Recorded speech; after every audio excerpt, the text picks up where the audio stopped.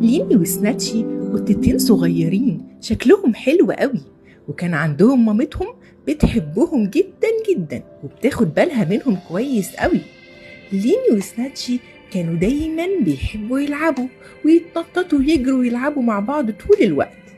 ليني هي القطة اللي لونها أصفر وكانت ذكية وقوية جدا، وسناتشي القط الأسود كان طيب ودمه خفيف جدا.